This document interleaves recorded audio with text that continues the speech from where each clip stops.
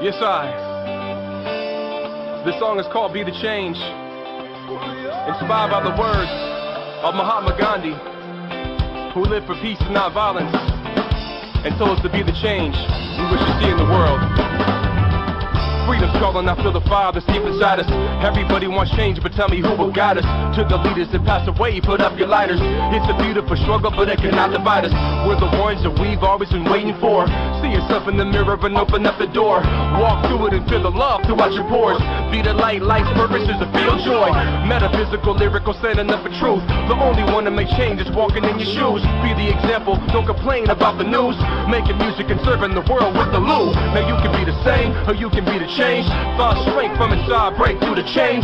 No one to blame, nothing to prove. You create your reality, it's up to you. Be the change that you wanna see in the world. Like Gandhi live for peace, aspire to peace. Someone who fights for the beliefs like Martin Luther King. Aspire to be that Lord, that light, like Christ, life for the moment in need. And if you believe in Jehovah, Allah, Buddha, Christian, it's up to me. My soul yearns for peace in a world that's flooded with war. History's littered with body scar trying to inside each one there lies a force, a creative genius which guides our course. With study, desire, and persistent heart, he takes his place and plays a part. Whether high or low, who will know, his place in life he will show. Through miles of travel on different roads, little by little the picture unfolds. The key was hidden within a dream, to mold and shape the waking dream. Welcome to the 100th Monkey Radio with Tom and Ramon. And you know what, Ramon? I think I slaughtered the last couple lines of my own poem. You got you got very relaxed there towards the end. You was like, and that was because oh my God, I forgot my own poem. Yeah. Okay. Well, it's somewhere on the website if anybody wants to actually see what it's supposed to sound like. Oh, that's bad.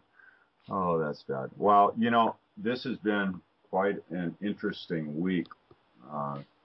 There has been the energy has been, best way I can probably put it is there's a lot of shaking going on. I guess it's movement. So movement is good. That means that things are progressing. Things are getting shaken up, and people are waking up because of the shaking up. So, you know, I don't know. We got to keep our chins up, and when that shaking starts happening, then pay attention to what's going on around you and do the best with the tools that you have. So what's been going on with you this week, Ron? Well, I was going to say, it sounds like you need some coffee there, Tom. You're like... there's a lot of stuff been going on. I got to give big thank yous to Steve Sidoni. He interviewed me last week, so that would be, because we're recording this on the 26th, so he interviewed me, I think it was the 19th, something like that. Yeah, the 19th. So that's up on YouTube and it's up on the website. Let's get into some news. I don't have a lot of news, but I do have one. I don't know if you had a chance to look at this, Tom. It's called they launched a new rocket from NASA, but that wasn't NASA. It was a private company, and the rocket's called a Falcon 9 Dragon, which is actually the first of its type to be launched from NASA. So NASA is now giving out bids, which I think is a great thing and a bad thing at the same time. Yeah, we don't know the whole story about what's going on there. Yeah, that's the bad part. Yeah. The good thing is that hopefully this, would open up the things to, the real technologies. Yeah. I'm not going to say new technologies. I'm Well, going to say once the private sector starts doing stuff like that, you know, all the developments that are coming out of it aren't monopolized by the government. So, you know, yeah. there's probably a better chance of that stuff coming out to mass production type stuff. Yeah, and it'll get cheaper too, so that's a good thing. Maybe we can get our vacation. Yeah. What do So last weekend, Elizabeth and I went to ECETI for a self mastery workshop. And oh boy, I'll tell you what, I talked about some things shaking and rattling around in the world. Well, I had quite an interesting weekend. We got there, you know, I've got that old motorhome and got there in the motorhome and everything. You know, I just drove just fine all the way down there and everything. And the first night I went out and after, you know, we spent the day, you know, visiting and everything and started the motorhome up to charge the batteries and warm it up in there. And I noticed that the voltage meter was pegged down to 0. And I was like, oh no. So I shut it off and tried to start it again. Sure enough, batteries were dead as a doornail. So I figured, well, the alternator's out. And so the next morning, good friend Gio, and by the way, thank you so much, Gio, for all that you've done. So anyways, Gio, and on the way out to the motorhome, I met a mechanic that was doing some work there for James ECETI. And so Gio was like, well, we can get this mechanic over here and he can just do it for you. Now I'm all frustrated and everything. Why in the heck's my alternator have to go out on me? Just, you know, come on. Yeah. So I'm bumping my head on the hood and getting all frustrated and you know how it gets when things start going bad. And so finally through Saturday we decided I pulled the alternator out and Gio ran down while we were in one of the classes and to pick up a new alternator. And he gets back with the alternator and I was like, okay, well, I'll just toss it in here and looked at the alternator and the plug was on the wrong side. And I was like, oh, damn. So one thing after another, you know. So I said, well, there's only 4 bolts here. I can take these bolts out and turn this case around and the plug will be on the other side. Well, I've never taken an alternator apart before, and as soon as I pull this thing open, it's got these brushes, spring-loaded brushes that are inside, and sure enough, they pop out, and I destroy the alternator, and I'm going, oh, great. Okay, it cost me like $120, and they're like, oh, great, I just bought another alternator, so again, my frustration levels raise, and I get a little upset, and so then come to the rescue, Elizabeth and my daughter, actually, Dion, came to the rescue and calmed me down and made me look at things with a little bit different light, just go with the flow, Tom. And they did wonders, and I actually was able to do that. I was able to let things go. And I got up the next morning, and I skipped the morning classes so I could go down Sunday morning to the auto parts store and buy another alternator. Walked in the auto parts store with the alternator. I told the guys at the counter, okay, I broke this thing.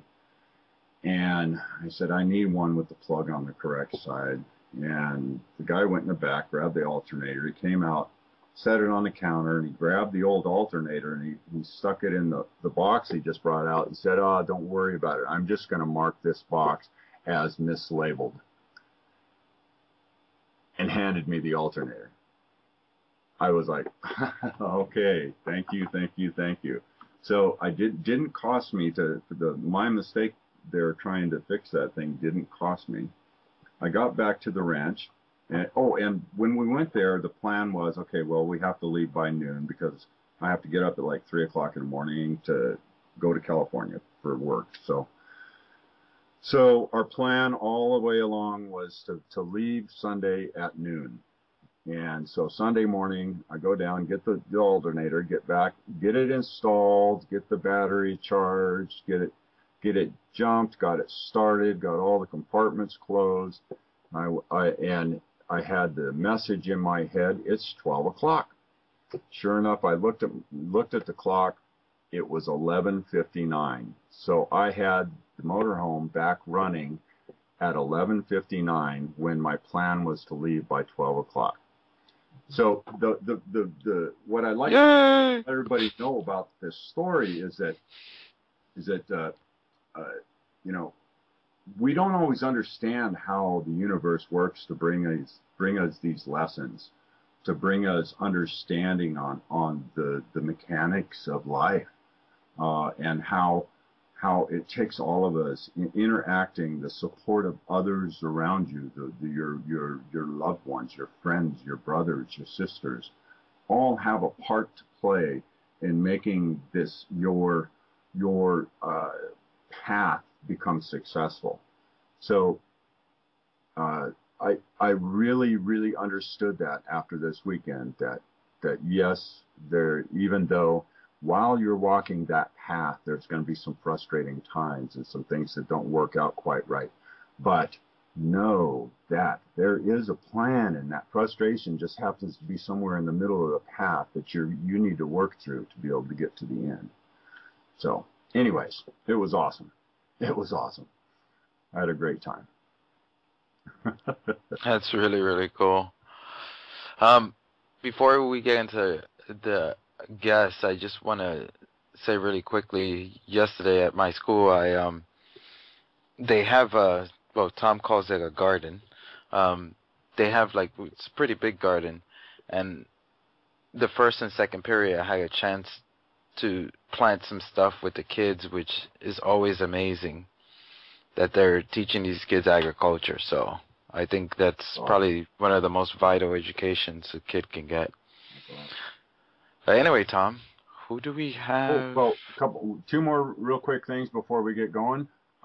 We've got the Pythagoras conference tickets online on the main page of the website, and also the conference at ECETI, which our guest tonight is going to be a speaker at, if you would like to go to that conference, I'd like you to contact ecetireservations.org, I believe is the email.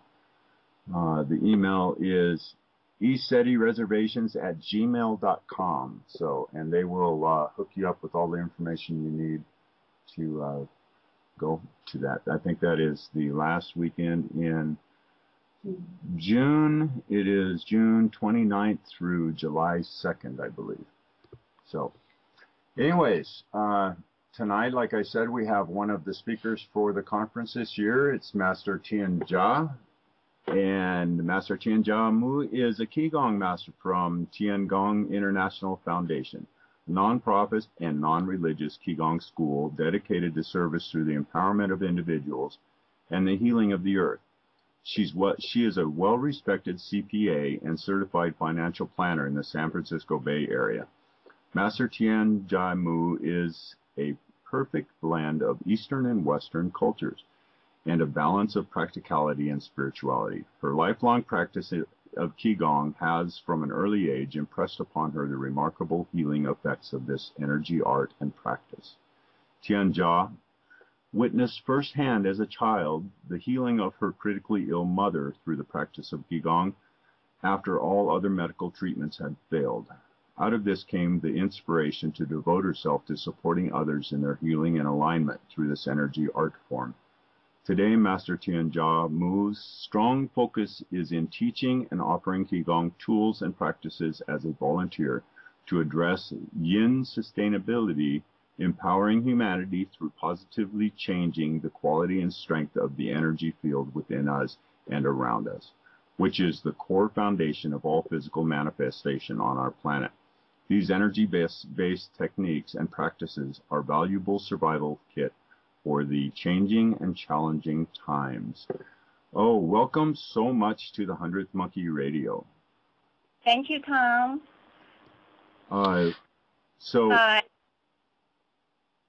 We are excited to actually meet you at ECETI this year. This is going to be fun. Yeah, I look forward to meeting you as well. So, would you, I kind of posed this question a little bit off the air. I have come across several different Qigong disciplines, and now, what is the origin of the different types of disciplines? Is it from a Qigong master who started a certain practice that is slightly different than someone else's, or why so many different types of Qigong disciplines? That's an interesting question. You probably know, this is Tom or Romain, I'm not sure. This is Tom. Tom, hi. Qigong, for listeners who are not familiar with it, is ancient Chinese healthcare system that integrates physical postures, breathing techniques, and focus intention. Many people use Qigong to maintain good health, heal their bodies, calm their minds, and reconnect with their spirit and the universe. There are many different schools. I think that because of the long history, it's about anywhere from 6,000 to 8,000 years in history. Of course, different grandmasters, masters came up with different styles. Some focus on physical, some focus on meditation, and some do both. The school I'm very familiar with is called Tiangong. Tian means universal, celestial, or heavenly. Gong is the same word as Qigong. And we have a very comprehensive system that covers healing for body, mind, and spirit. So that's the difference between Tiangong and the rest of the schools, I would say. I have been trained by different masters throughout my life. Most of my previous masters focus on physical. Either they wanted to keep the spiritual part a secret, or they didn't have it, I'm not sure. But the one I teach now covers a very comprehensive system that involves everything almost in the universe. And we receive the different practices via energy transmission from the universe. So it's not made up by human minds. It's not like the grandmaster sitting in his private residence and came up with different movements or different practices. They came directly from ascended masters or other universal grandmasters. Did that answer your question, Tom? Well, actually, it brought up many more questions for me. So the different schools are basically just different forms created by, or different, just kind of different styles within the same foundation. Right. Okay. Right. Yeah, I understand fairly well. Right. Yeah, and Qi is it's a Chinese word meaning life force or vital energy, and Gong just means work or cultivation or accomplishment or skill. Each Chinese word can mean many different meanings. So together, it's just cultivating your energy, which is everywhere within you and between us and in the entire universe. The Qi everywhere. So if your Qi gets stuck somewhere, that manifests into illnesses. Right. I found it to be quite an amazing energy exercise for, I don't know, it supplements my regular meditation. Uh-huh.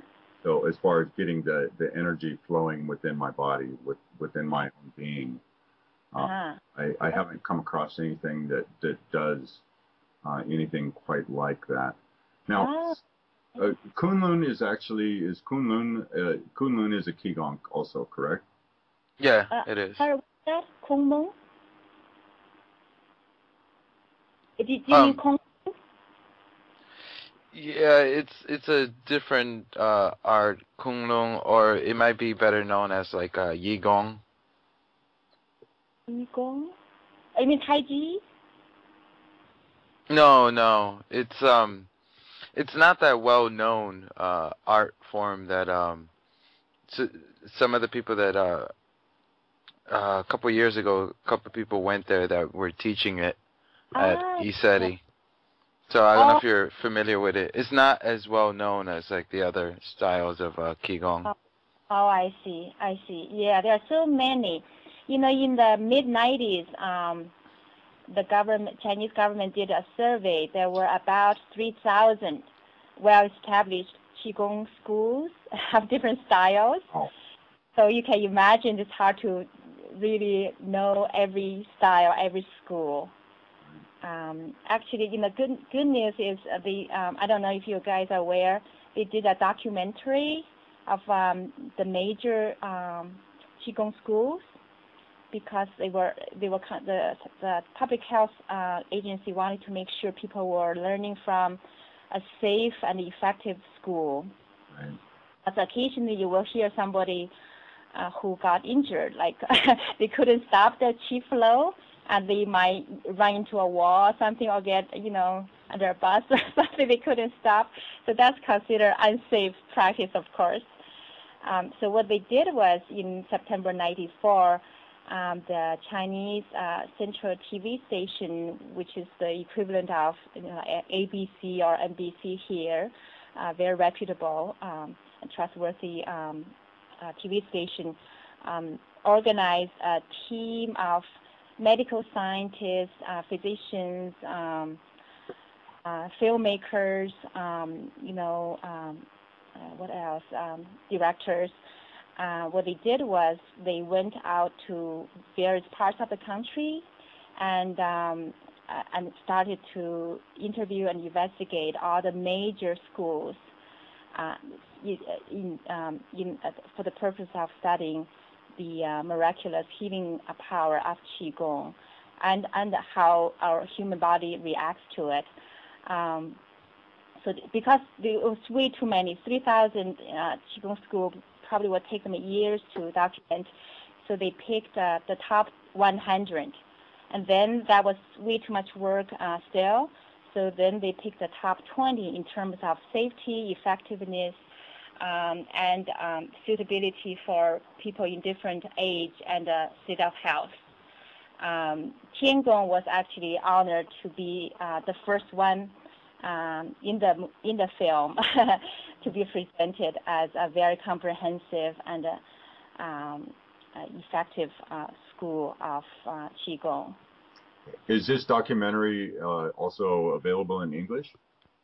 I don't think so. It was in Chinese, and then, as you probably have heard later on, towards the end of the 90s, the government changed their attitude towards Qigong. So before it came out to the world, it probably was still, you know, saved somewhere in the vault in the Central Chinese TV station. Actually, the chief editor came to a Tiangong class in Europe last year. She was the person in charge of this filmmaking, and she said it's now put in the vault. So probably not, you know, didn't get a chance to be translated. It would have been really good, huh? Yeah, that would be very interesting to see. So I'd like to know a little bit about you. What brought you, number one, what brought you into the Qigong practice, and number two, what brought you to the United States? Oh, okay, good question.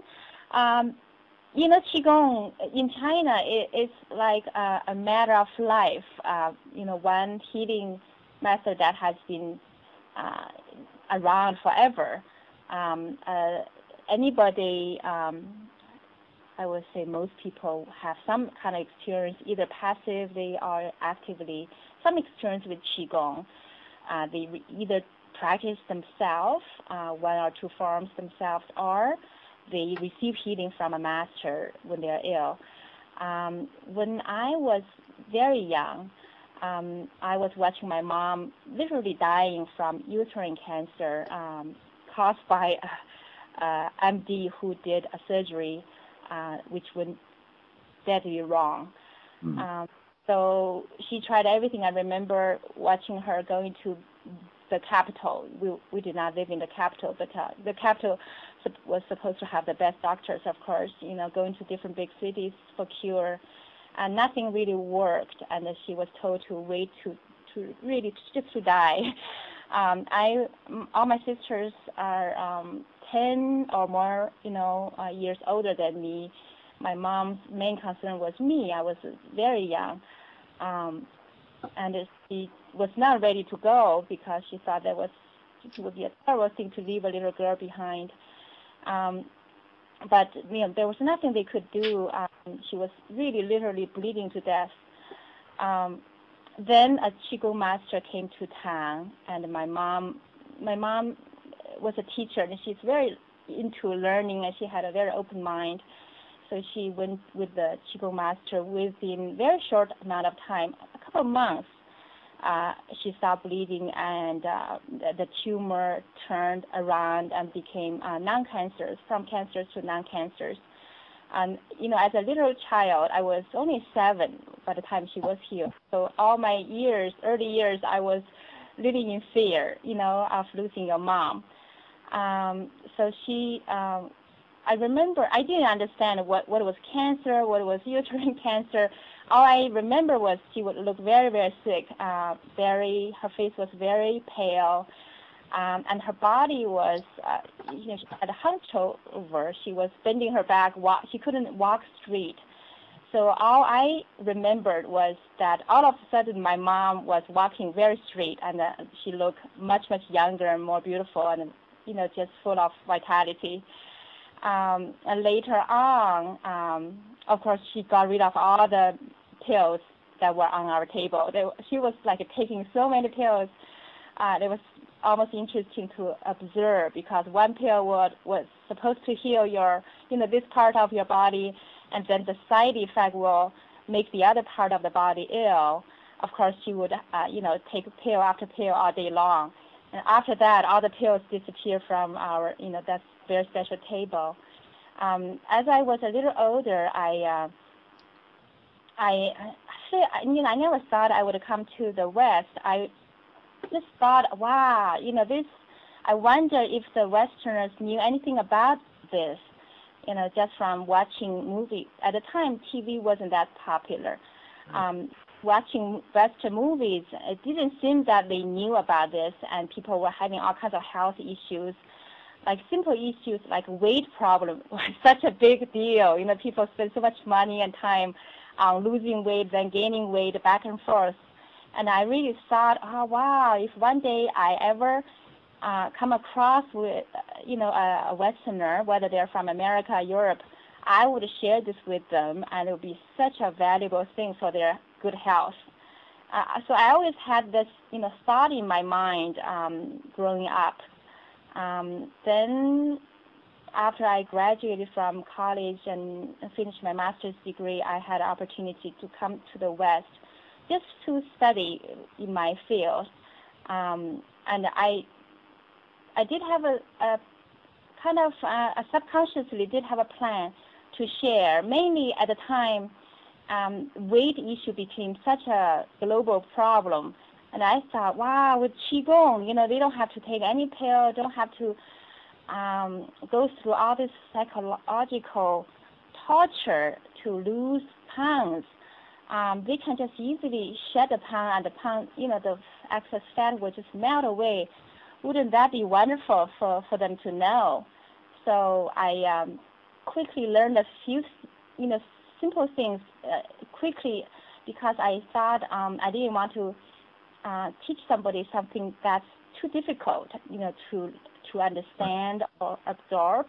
So I just kind of organized a few easy things to share, and I shared among my friends. I was focused on studying in my field, in the financial field, and but whenever there's a master of Qigong or other type of master, I was always curious to either come to their, teachings or come to meet with them. And I have met, living in the Bay Area, in the San Francisco Bay Area, I think it's really something special is a lot of the top-notch Qigong masters will come here either to teach for a while or even wind up permanently staying here. So I got to learn from quite a few really good masters. But I never thought I would, put a lot of time and energy into this as a Qigong master, and I thought I wouldn't have those abilities anyway, but I was more of, came from a place of being curious and wanted to share. I'm a very sharing person, so whatever good stuff I know, I want everybody to know. And then in 2009, a friend of mine introduced me to Tiangong, where I met Grandmaster Le Tian Dashi, who was the founder of Tiangong. So what really attracted me was his energy. His energy field is extremely pure and powerful, and also his philosophy. Most Qigong masters do this as a way of making a living, and when you are helping people, like most jobs are. But he really is into selfless service, and often did work without telling the people. He would do a lot of group healing for the entire area, and people who were sick who didn't really pay him at all, probably didn't even know of him necessarily. So as soon as he detected some cancers, tumor, or some other illnesses, he would just easily do it for them. To him, it's very easy, but other people, some found out later, but other people never did, which really resonated with my philosophy of life. I like to help people without telling them. I don't want people to feel like they owe me something. Right. And my friends often said, you are just not real. You are not, you don't belong to this planet, because people just don't do that without being recognized. Right. And they often urge me to grow up and to fit in. So, finding a grandmaster who has the same philosophy of life was really something very exciting. So quickly, to me, I have a pretty simple mind. I just wanted to help him. He didn't speak English. He spoke very little English, and the culture is quite different from him, and he doesn't drive. So I just thought, somebody like that needs a lot of help. If we can help him, he can do more good for more people. So I started to be a very active volunteer in classroom as his translator, as his assistant, as a driver sometimes. I just became very involved with the activities there. I never thought of gaining any of his psychic or healing abilities. Never was really curious about it. Just thought, I just wanted to help somebody like that, to help more people indirectly. But then all of a sudden, my we call celestial vision. Some people call it third eye or clairvoyance, right? Became very clear, and I started to see things. At first, I was a little terrified. I thought I was just imagining or having a daydream or something. I was being a CPA. Typically we are left-brain people, very logical, scientific. Everything has to be proven, right? Right. And I started to see past life, which was fascinating. But I tried to kind of push it away. I said, what is that? That is very strange. I tried to bring myself back to the current, time and space. But Grandmaster was able to see when you can see something. So he started asking me something, like, what did you see today during meditation class? And at first I didn't want to say anything because I really thought, honestly, I was imagining or had a nap, fell asleep and had a dream or something. But the same thing kept coming up again and again, which totally made sense in connection with how I feel about certain things, about certain other people in the same classroom. So I started telling him, also I feel bad for not telling the teacher everything, not to be 100% truthful. And he said, don't worry about whether they were real or you were imagining. Just tell me. I'm the person who can decipher. And then so starting from there, I started to have this ability to see things beyond current time and space. And a lot of the things you see, it's not just out of curiosity. Oh, wow, I was this person, 1,100 years ago, or 3,000 years ago, or 1,000,000 years ago. But more, it really helps to resolve and help yourself to discover your own soul and to help your classmates resolve whatever health issues they were having.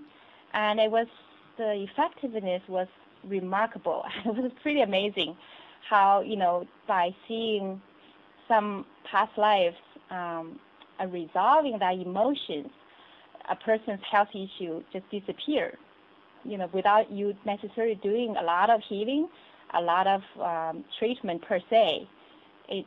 That kind of thing really interested me. And I thought, oh, wow, I love my job. I still do my job as a CPA and a financial planner, but this is a better way, almost a more profound way of helping people. So I kept doing that until 2000. It was people find out like 10-10-10. It was 2010, October 10, 2010. Grandmaster, before that, a few months before that, Grandmaster Le Tian kept receiving messages from deities or universal grandmasters that this is the person you must spend time cultivating. We use the word cultivating like we are seeds, but you know what I mean, spiritually cultivating, energetically cultivating. And she's a great gift from the universe. You have to, follow that instruction. And when he shared, he didn't say, I'm going to make you a master. He just said, there's a lot of work for you to do. I said, I know that, but I don't need extra, responsibility. I'm really, really busy. I have a full, and my life is full with a family, with my job, and, with a lot of work going on. So on that date, 10-10-10, he announced right after a big weekend class that I was going to be the next master, which was the first master in the USA. I really didn't know what to say. I was so unprepared in many aspects, in time, in how I understood myself and what it meant to be a master. But he said, you can do whatever with it. There's absolutely no pressure on you. You can do nothing if you choose to. That there's nothing you want to do, or you can do a lot helping people. And let's just leave it at that. Soon after that, we received messages. I was very tuned into the universal messages. What I was supposed to do, so we started to teach a lot of classes. At that time, coincidentally, Grandmaster had a lot of requests from Asia and Europe, so he needed to spend so much more time in other continents.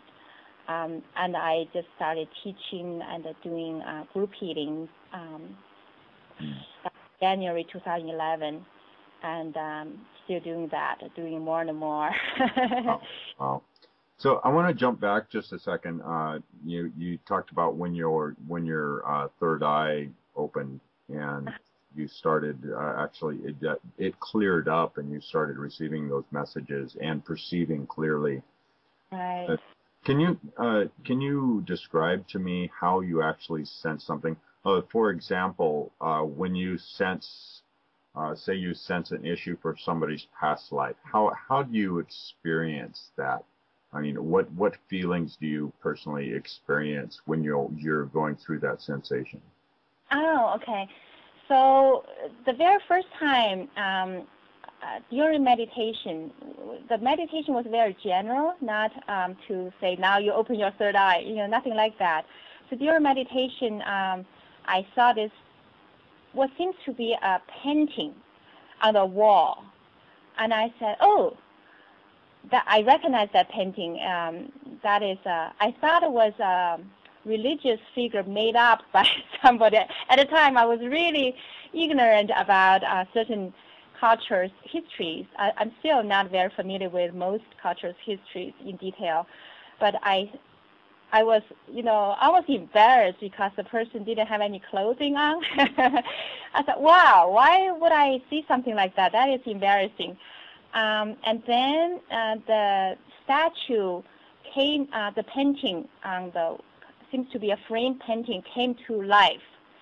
And I knew, I had this strong feeling that I was one of the women in the painting, and the main character was a man, which I recognized who he was. I don't want to mention his name. And in history, he was somebody in the Jewish culture 3,000 years ago. And I felt this intense feelings when our eyes met. I thought, wow, why would something like that, come to me? And then I kind of, used my physical brain to just stop it. So that was the first thing I saw.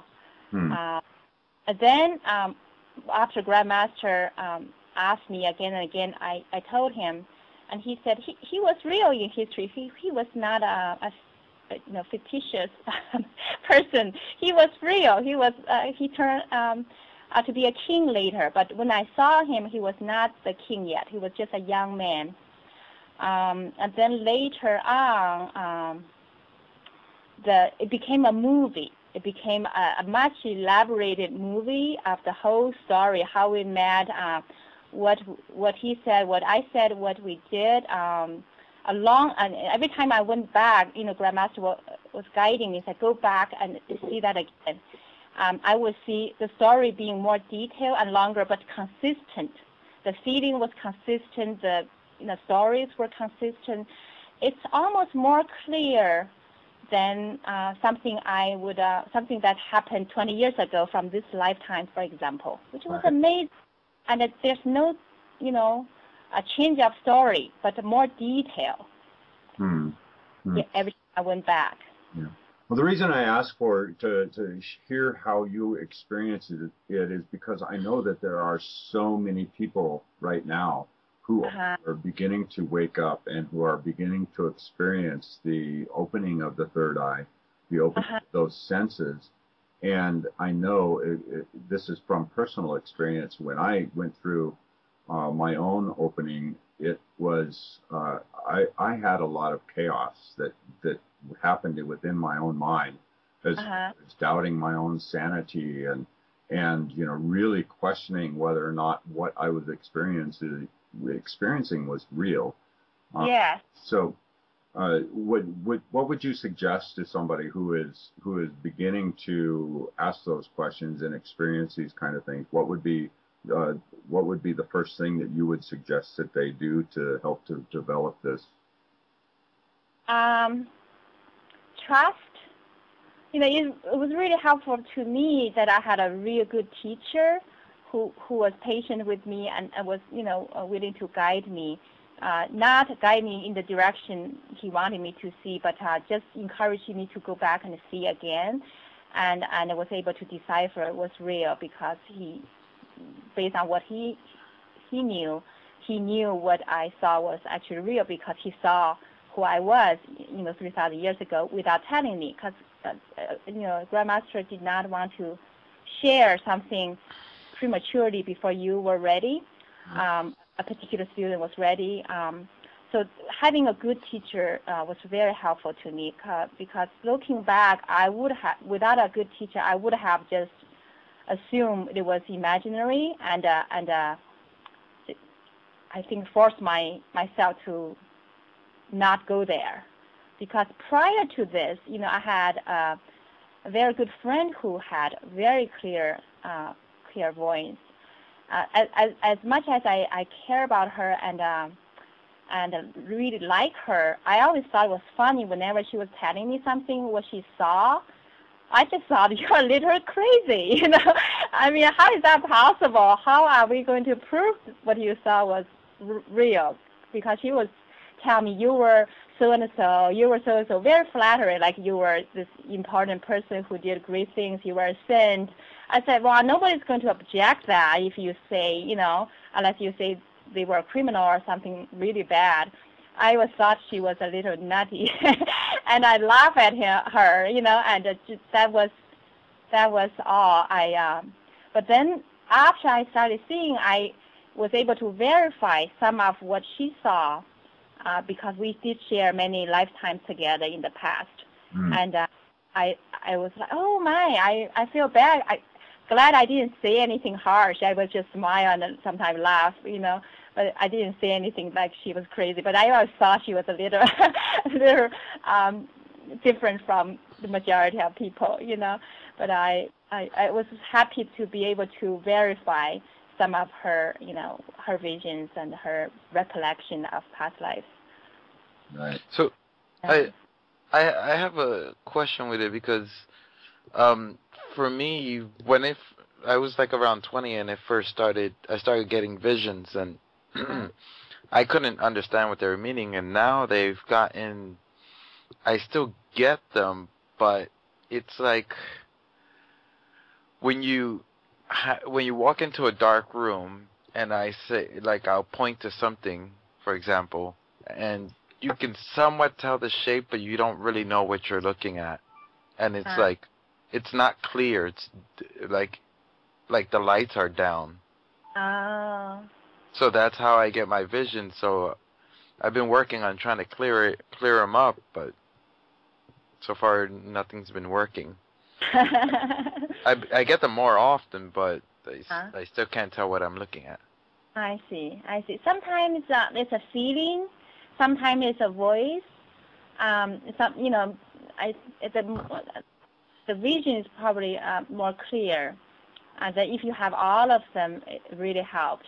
And we do offer classes to help people see, hear, and feel more clearly. But, you know, that was something I never pursued. Number one, I didn't really believe it was possible. Number two, I'm not the type of person who was very, you know, attached to this kind of things. And if it comes, I'm very grateful because you can use that as a tool, a very powerful tool to help people even better. But if it, you know, it doesn't come, you know, it's not your time yet.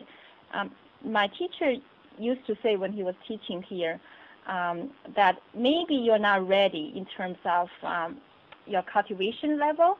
When the universe doesn't want you to see, that means maybe you can't handle it. Because I do have friends who learn from various schools who acquired this skill, but they kept seeing really scary things, which could cause accidents. For example, they would see ghosts running on the freeway, and they thought they were people. They would stop their car all of a sudden and create a chain accident.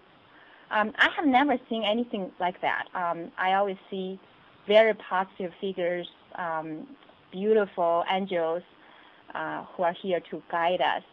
I only see negative things when we are in classes where I help people clear and heal the spirits attached to their bodies or to the building. That, you know, you have to see them to do the work. And that's very strenuous energetically to the teacher. But I'm happy to do that. And they move on to light and move on to the spiritual world. Yeah. No, I don't know why. I do kind of know why I brought this subject up in the first place. There's somebody that is listening to this who needed that quite dramatically. So I got a big hit on that, so to say. Oh yeah, it really helps if the person you are trying to help healing can see. And then they can cooperate and they can confirm your, you know, what you see, and they heal faster.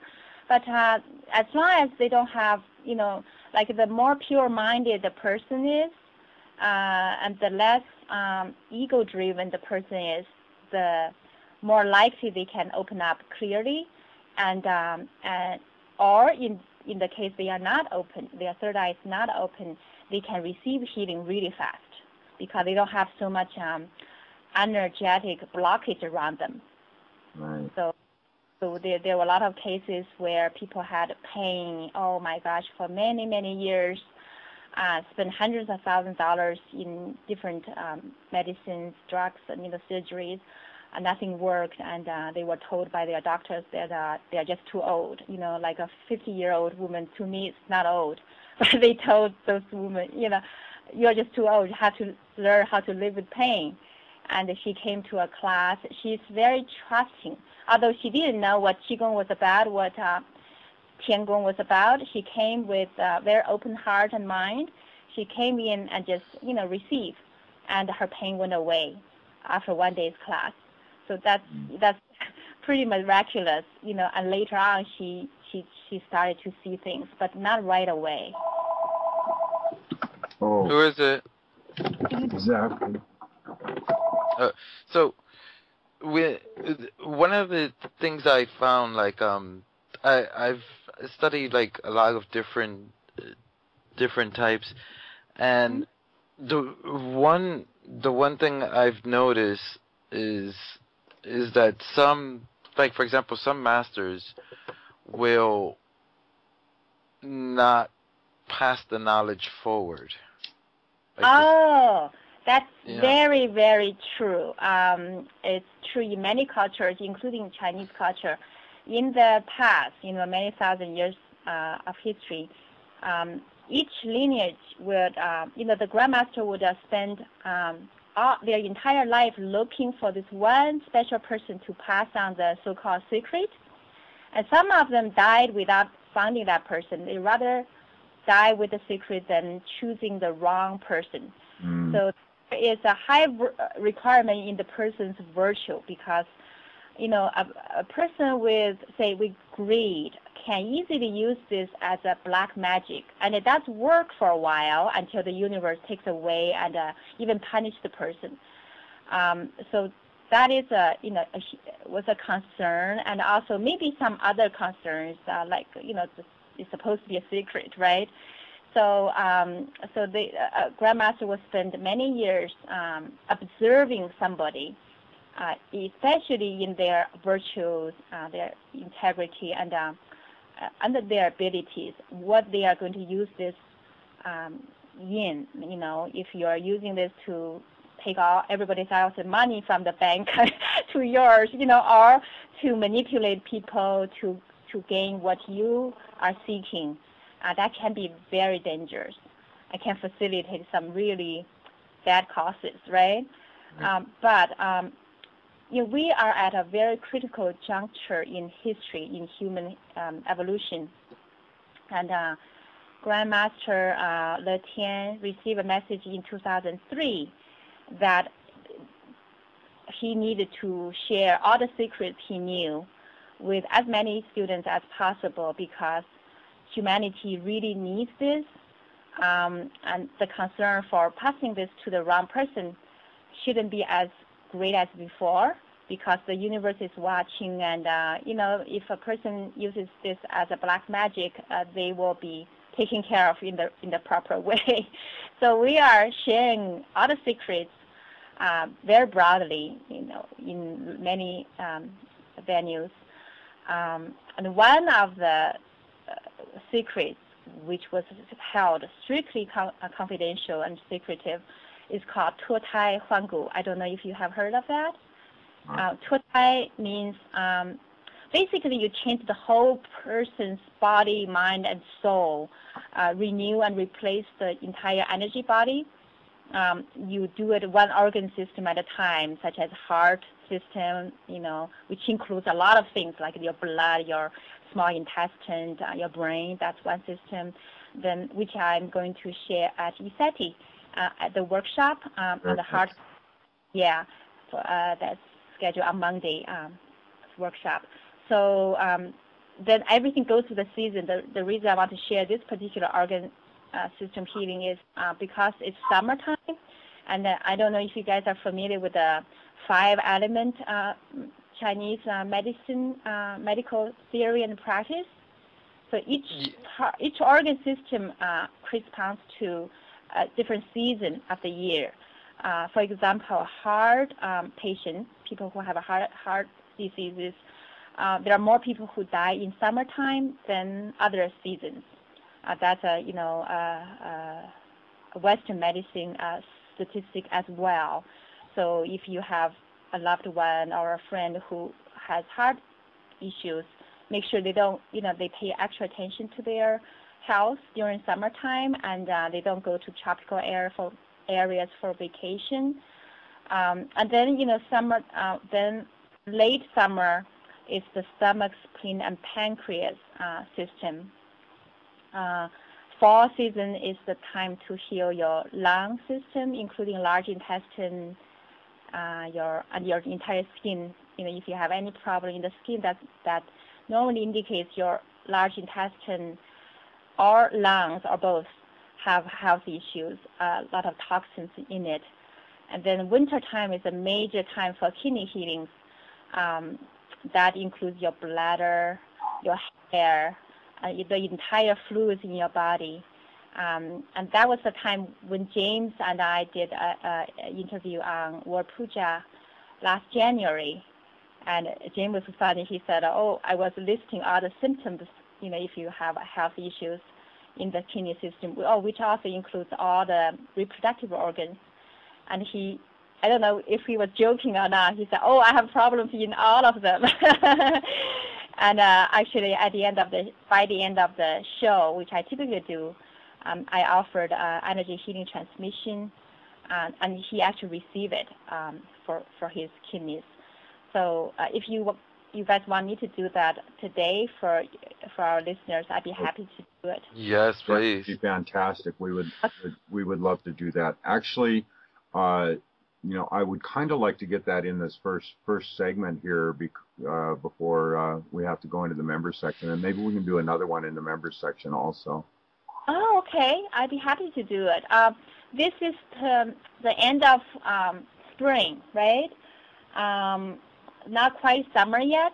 Right. So this is the time to focus on healing your liver system. Many doctors have realized that many cancers and other forms of illnesses are caused by anger issue. If you are angry, you just, you are more vulnerable to many different diseases. So the springtime is the best time to heal your liver, your liver system, including your gallbladder, your tendons all through your bodies, and eyes. If you have vision issues, this is a good time to heal that, which can reflect on your nails. If you see, I have seen my students' nails; they do look like a mirror of their health issues. They show different spots on their nails, etc. Very, very broad, very easy to break. And the color for that is green. So during the transmission, you might be able to see green color coming from the planet Jupiter. I did a different radio show last year. A young man who was a musician just accidentally logged on the show, and he said all of a sudden his entire room, everything turned to green. So and the emotion corresponding to that is anger. So when in Western medicine, if you have a liver problem, not very many physicians will look into their emotional state, such as do you have an anger issue? Do you get angry easily? So they probably separate that, go to see a psychotherapist for anger issue, right? But but Chinese medicine always integrate everything together in the associated area. So if you have liver problems, which can indicate many health issues, the first thing a good doctor would ask you to examine is the anger issue, your emotional well-being, because the two promote each other. If you are angry, your liver gets worse. If you are having liver problems, you get angry more easily, and vice versa. So and that's a wood element in the 5 element. So we heal the humans and the animals' liver and gallbladder system at the same time. Heal all the trees and plants and the forest on the planet as well.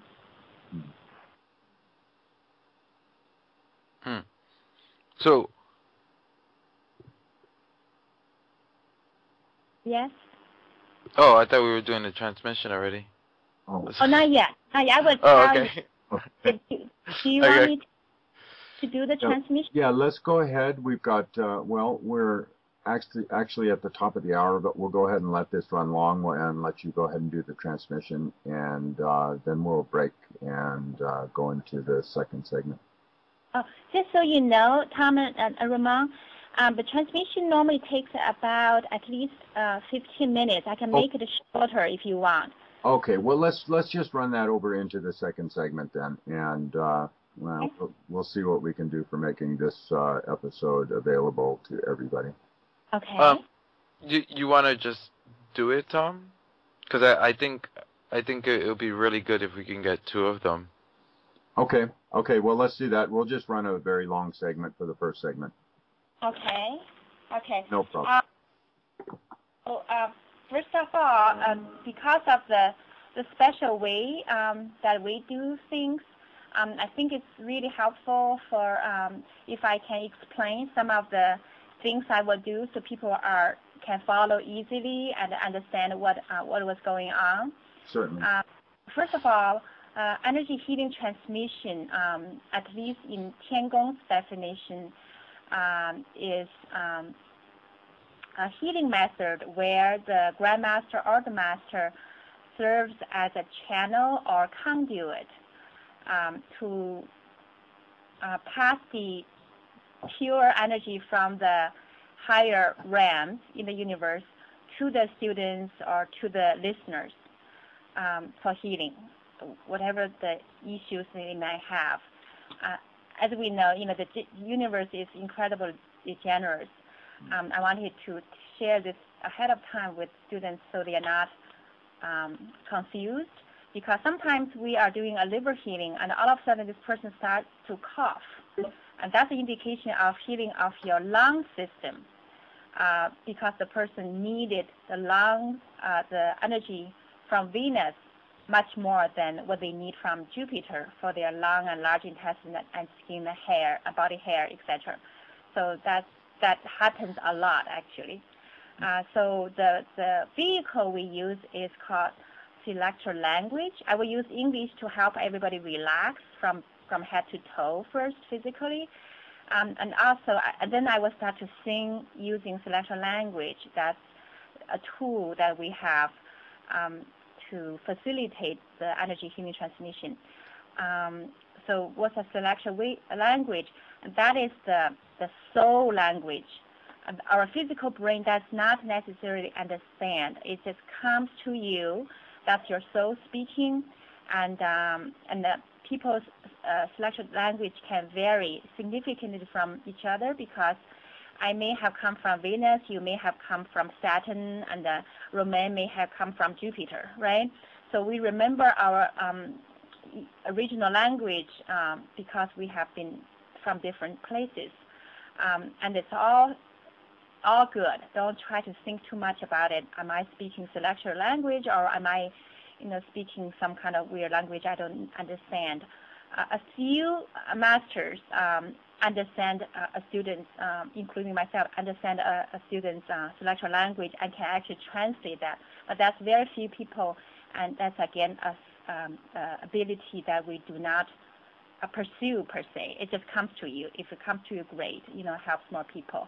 Okay, so that's how I want to explain before the energy healing transmission. Now, do you want me to start? Yes, please. Yes, please. Okay, great. So everybody, please sit in a very comfortable chair. Make sure you are not going to be disturbed. If you can close your door and tell your family or your friends not to disturb you in the next 20 minutes or so, that'd be great. If you are driving, please don't do it while you are driving. If you are able to stop your car and park your car, you can do it in the car. But otherwise, please, this is not safe to do when you're driving. Okay, close your eyes.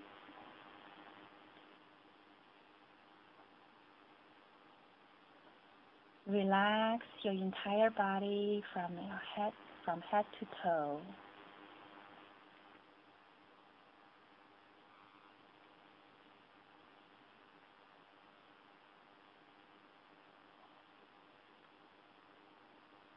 Smile. Smiling is the fastest way to help yourself relax.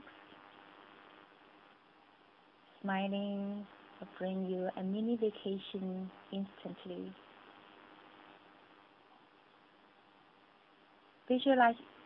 Visualizing yourself smile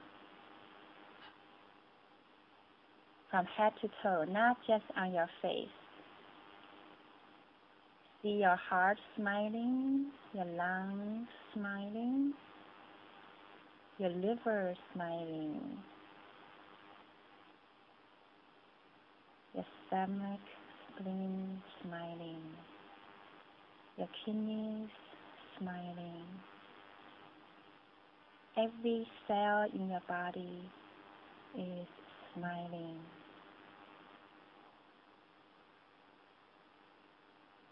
You move your neck a little bit to make sure you are relaxed. Move your shoulders. Move your torso. Relax. Move your hips, your legs. And wiggle your toes a little bit. Make sure nothing is locked. So the chi from the universe will flow freely into your body to help you clear the blockage, which may have caused a lot of physical or emotional blockages.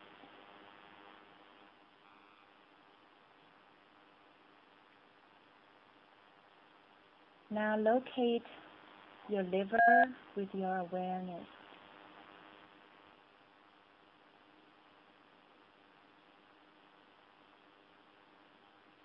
Breathe in kindness. Breathe out anger.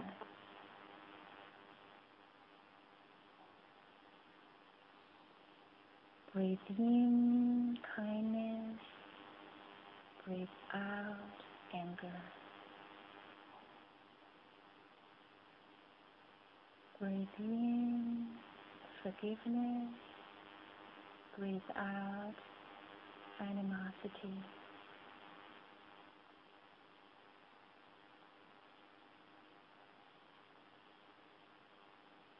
Breathe in love. Breathe out hatred.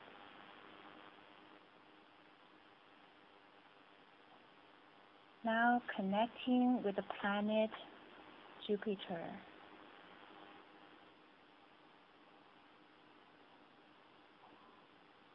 Keep in mind your liver system includes your gallbladder, all the tendons in your body, your eyes, and your nails.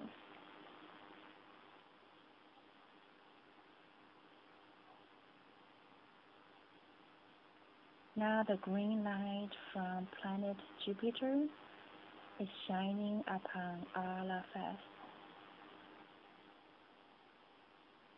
You are within light, and the light is within you.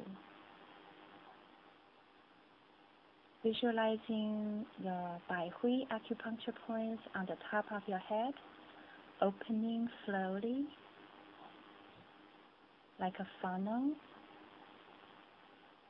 The green light is coming in through that acupoint, illuminating your head, your torso, and your entire body. Now the green light is helping you flushing out the toxins in your liver and gallbladder, the negative emotions, especially anger, all the way down to the soles of your feet, flushing it out to the universe for recycling and proper management. More green light is coming into your body through your pores, acupuncture points, and all the meridian channels, nourishing your entire body, especially your liver.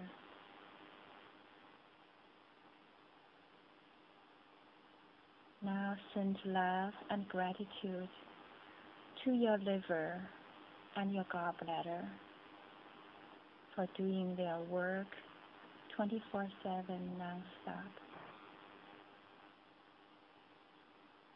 Please be aware the activity working hour for the liver is between 11 p.m. and 3 a.m. The liver and gallbladder don't work very well if you are not sleeping, lying down. So please, let's all make a great effort to sleep during the hours when the liver and gallbladder are scheduled to work, to detoxify all the toxins, chemicals, pollutants in our body and help us purify, strengthen, and heal our body. Now more green lights are coming into the funnel on the top of our head, into our body, going directly into the liver and gallbladder.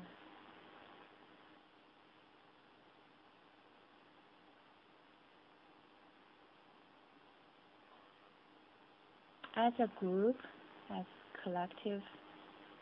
a collective humanity, let's send this beautiful energy to all the plants, trees, all the forests on this beautiful planet.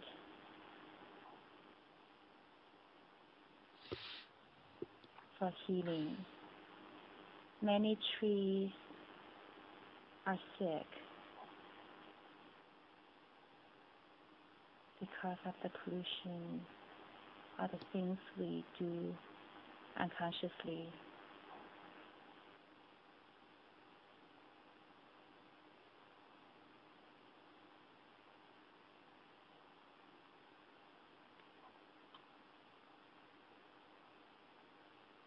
Apologize to the trees,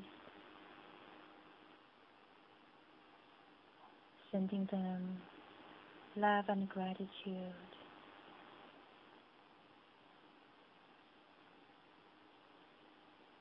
Sending them healing energy.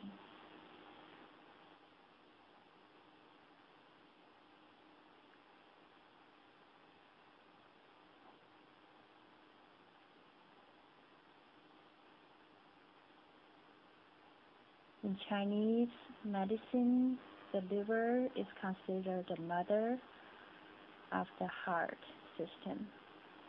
So if our liver system is not healthy, we'll suffer heart problems. And all the 5 organ systems are very, very closely integrated into each other.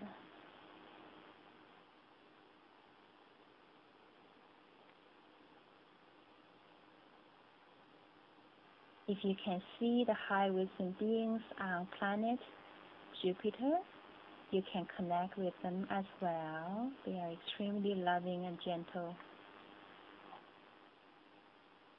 You can dance with them.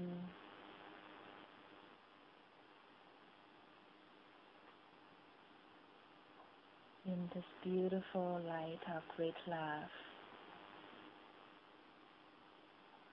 Now I'm going to sing a selected song called The Song of the Jupiter in celestial language to enhance the energy healing transmission.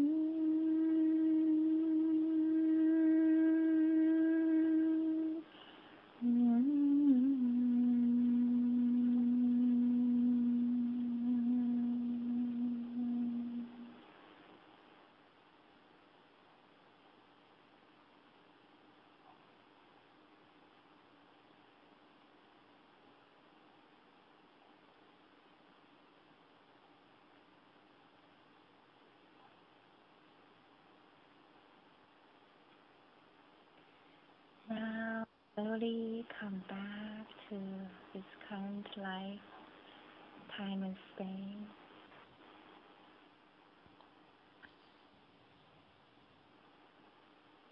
You may gently think of the soles of your feet, which will help you come back.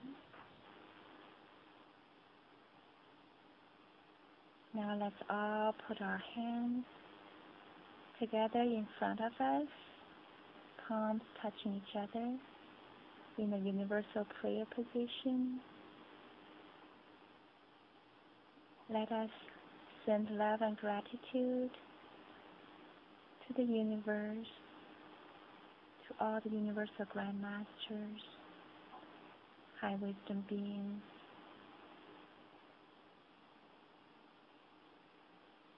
for their love and support.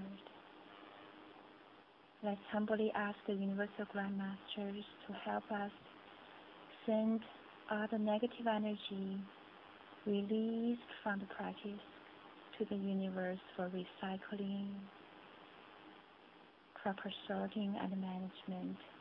At the same time, replenish our space, our body, mind, and soul with positive energy, positive information, light of great love, and the righteous chi of good discernment and integrity.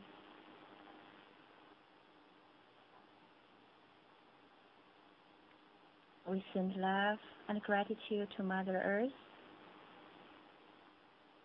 to all our beautiful brothers and sisters on this planet, including humanity and all animals. Sending love to the plants on Earth and other places. Sending lots of love and gratitude to our liver, gallbladder system for taking. Thank you, thank you, thank you.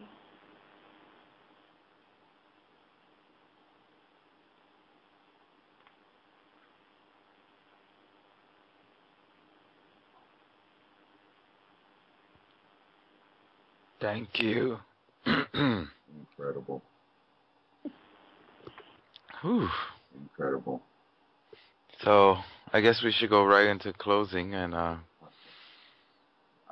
have never seen such vivid purple.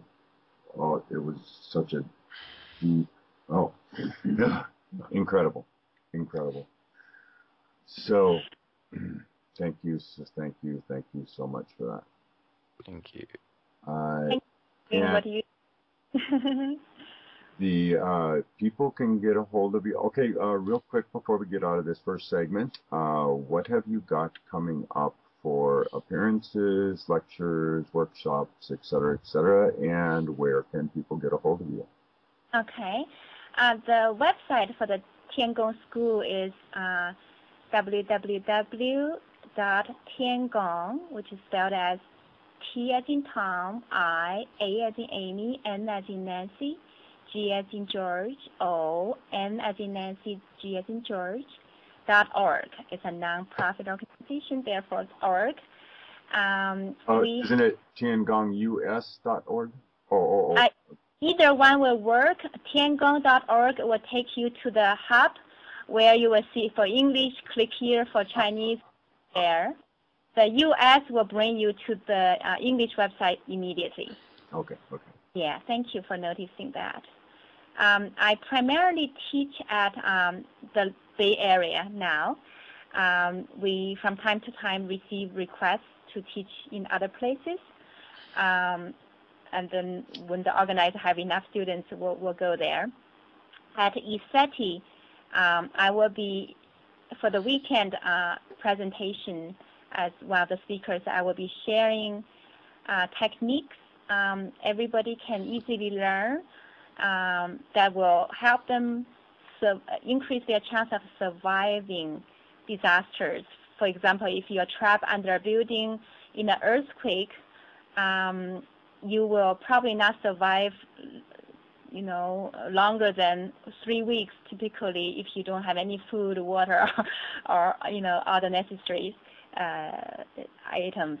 But certain techniques can help you sustain much longer without food or water, or even in extreme temperatures.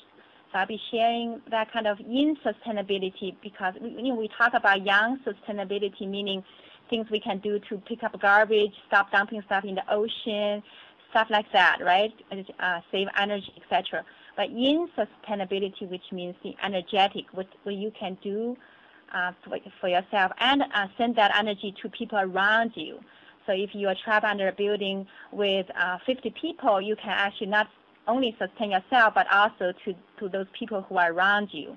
As you become more powerful, you can even send to people you can't even see energetically to help them sustain.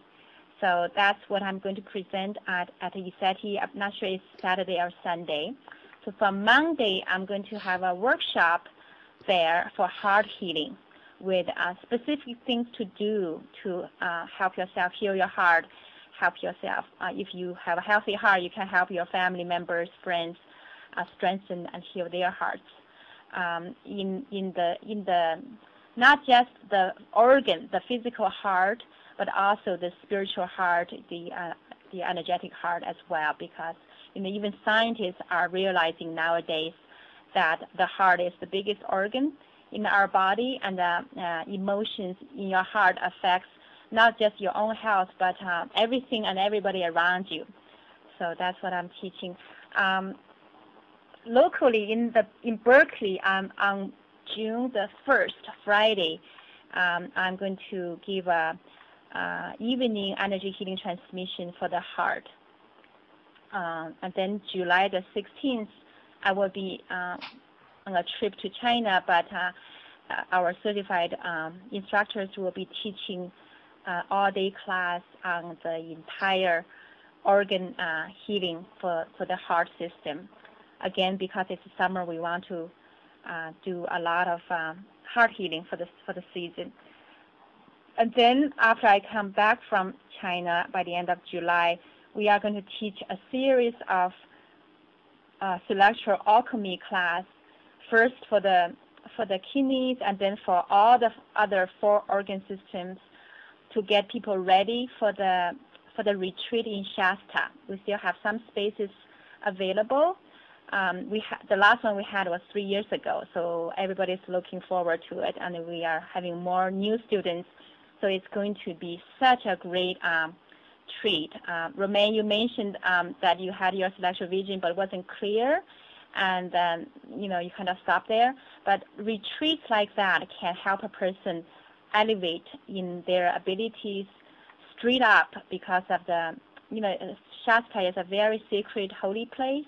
The energy there is beautiful, and it's very, very pure. A lot of high wisdom beings are there to help you evolve, physically and spiritually. A lot of my abilities came out of the last retreat without anticipating anything, because I didn't even hear about it until it just started to happen a lot. So we have prerequisites to, we used to do retreats to teach all the advanced level classes at the celestial alchemy level at retreat. But nowadays, people are so busy, it's so hard to take a week off here and take another week off there. So we are teaching like 2 days for each class, each of the prerequisites here in the local area. So they are ready for the last 2 most advanced classes, where your negative karma or the black dots in your soul will be, not all of them, if you're lucky, lots of the black dots and the negative karma will be removed, depending on how sincere you are, how much you want to serve others. And the physical body will be renewed and even replaced. We have a lot of people who had very obvious physical symptoms, such as kidney stones will be passed out.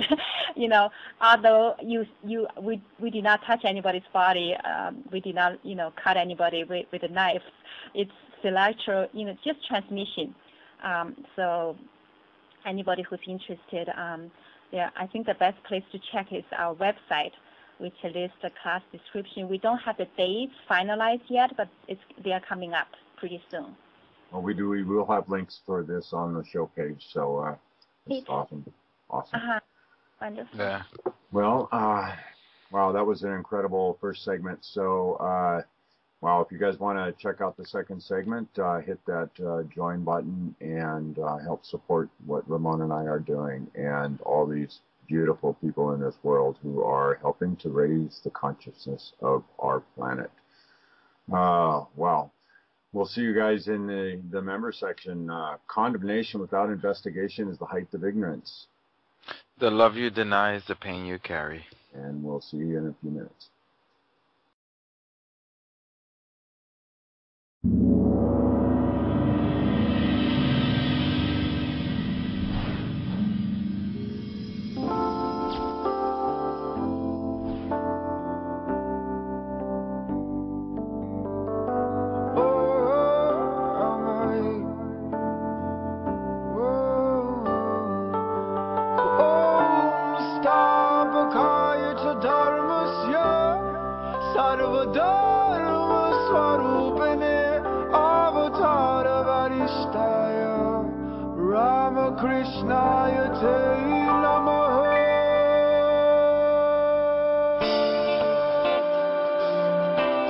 Yes,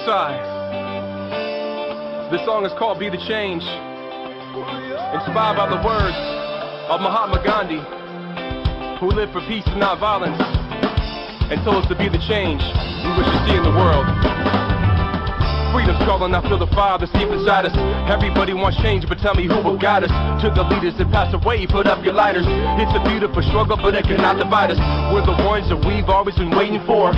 See yourself in the mirror and open up the door. Walk through it and feel the love throughout your pores. Be the light, life's purpose is to feel joy. Metaphysical, lyrical, standing up for truth. The only one that makes change is walking in your shoes. Be the example, don't complain about the news. Making music and serving the world with the loo. Now you can be the same, or you can be the change. Thought strength from inside, break through the chains. No one to blame, nothing to prove. You create your reality, it's up to you. Be the change that you wanna see in the world. Like Gandhi, live for peace, aspire to peace. Someone who fights for the beliefs, like Martin Luther King. Aspire to be that love, that light, like Christ. This life for the moment in need. And if you believe in Jehovah, Allah, Buddha, Krishna, it's love to me. My soul yearns for peace in a world that's flooded with war. History's littered with body scar, trying to settle the score and maintain an archaic platform of power and greed. People fight for land out of survival and need. So I'm killing my television and I'm planting the seed to fill my head with knowledge that I'm seeing receive. Due to the media propaganda, killing my creed. Or what don't kill me make me stronger, feeling straight when I bleed. Fighting for inches before it's attached to feet. They try to say you anything in this world, nothing for free. Land, air, fire, and water, they keep up in the ante, while the anti-proletariat told the powers to be. But we keep fighting, surviving, and thriving, recycling and rhyming. We constantly inclining, we see through the lying and prying. They happily keep trying to keep you from asking the why. Be the change that you wanna see in the world. Like Gandhi, live for peace, aspire to peace. Someone who fights for the beliefs, like Martin Luther King. Aspire to be that love, that light, like Christ. This life for the moment in need. And if you believe in Jehovah, Allah, Buddha, Krishna, it's love to me.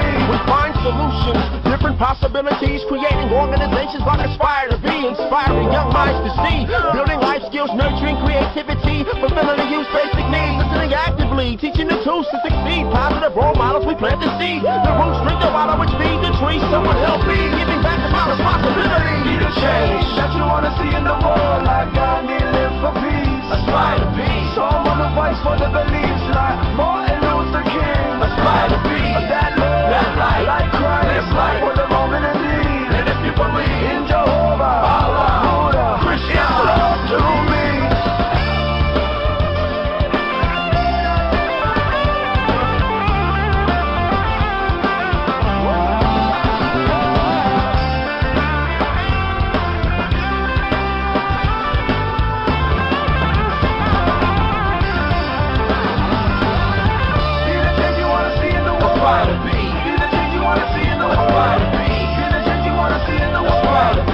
Aspire